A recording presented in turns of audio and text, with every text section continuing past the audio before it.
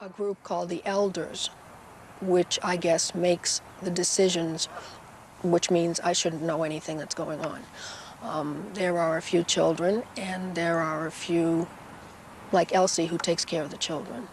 And what do you remember after you go back to yourself? Do you remember anything? No. So it's just a blank? It's a blank. I remember nothing. It's quite I don't even realize sometimes that I have switched. That's quite frightening, isn't it? Yes, it is. Yes, it is. Don Condy has been treating Louise for 14 years and has no doubt her condition is genuine. He says that, like almost all patients with the rare disorder, it came on as a result of traumatic childhood experiences. When she was a child, because of the horrible abuse that she was suffering, there was no escape except by doing some sort of escape into another part of her own mind and letting another personality come out and take the punishment that her mother might be doling out to her. As she's gotten older, that pattern has stayed around. When under stress, Louise says she can still lose hours or even entire days as her other personalities take over to protect her from difficult situations. Despite the experience of patients like Louise, the condition remains controversial. Some feel that the other personalities have been invented by the patient or even by the psychiatrist. This scepticism is partly due to a number of high-profile cases which have cast doubt on the very existence of the condition. This one I killed. One of the most famous occurred 20 years ago, when the murderer, Ken Bianchi, used multiple personality as a defence, claiming his alter ego, Steve, carried out the killings. Eventually, he was proved to be faking it. Hi, how are you? Hi. With Dr. Condy's help, Louise has recently developed an unusual skill. Unlike most multiple personality patients, she can apparently make a switch on demand. All right, well, what I'll do is just count from 1 to 5.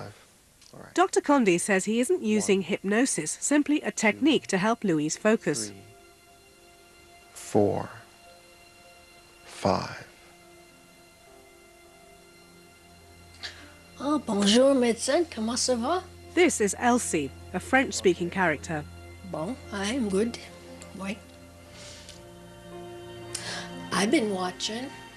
Later, she becomes a child called Watcher. I've been watching. You saw some scary stuff, huh? This ability to switch at will makes Louise an ideal subject for research. Yeah. In the last few years, MRI scanners like this have given scientists unprecedented access to the brain, allowing them to see brain activity actually taking place. The question is, can it shed some light on the mystery of multiple personality disorder? It's something a colleague of Dr. Condy's, Goshen Sai, has wanted to try for some time. There are two problems to do this study. Number one, in the past, we don't have a machine like fMRI who can do the study quickly and correctly.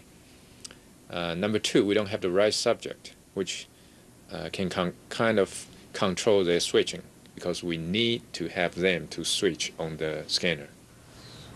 Hi, Louise. My name is Susan. I'm going to be doing your scan. The doctors show us how they scan Louise's brain. Because she can bring on her switching, they'll ask her to change character while the machine is on. She won't be able to move or speak during the test, so she's asked to activate a warning beeper to indicate when she's switched. Okay. I want you to practice with that. Squeeze that ball. Louise is first asked to switch to one of her childlike personalities. Okay, now I want you to switch to Watcher now. Imagine that you're an 8-year-old girl named Watcher. You like to watch what happens with Louise. The switch happens, and then they do a control experiment. Louise is asked not to switch, but to pretend to be an imaginary child. I want you to imagine you're an 8-year-old girl named Player. You like to play with a neighbor girl named Helen. The results of the original test on Louise appear to show something remarkable. These coloured areas represent a big decrease in brain activity at the very moment Louise switches personality. Intriguingly, it happens in the hippocampus, an area responsible for long-term memory. But there's no change during the control experiment. So you can see here, that's a brain structure called hippocampus. That's the area where activity got changed, as highlighted by color here, when she switched personality. So what do you make of these results?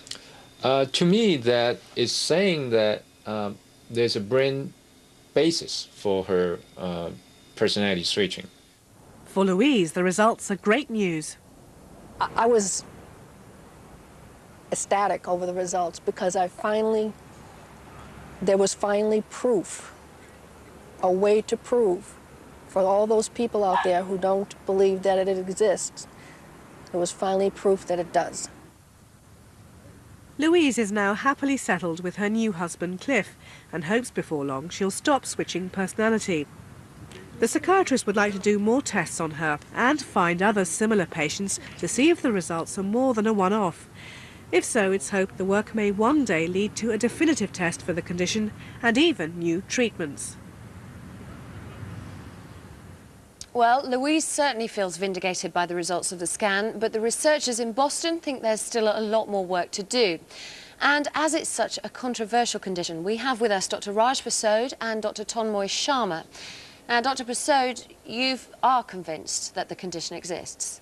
Well, like most British psychiatrists, before this new study came along, I was pretty sceptical about whether multiple personality disorder really existed. And that was partly because here in Britain we make the diagnosis much less frequently than they do in America. And in Britain we often believe that maybe these people are pretending to have other personalities as a way of getting attention.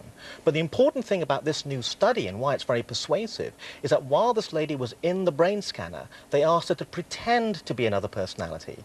And the brain activity changed and was different to when she actually was behaving as if she had another one of her alternative personalities. And this is very persuasive evidence that multiple personality disorder isn't just pretense and really exists. Very persuasive if you believe in the evidence of the imaging. Dr. Sharma, you're an expert in the imaging and you remain unconvinced. Well, in an imaging experiment, you have to have two conditions that are equal. So in this case, the problem is that the two conditions do not have equivalent emotional importance to this person, because the pretend condition is a neutral condition. And we know that there is activity in those parts of the brain, in the hippocampus that was shown in this paper, in emotionally laden conditions. So I think the jury is still out, though this is an important first step.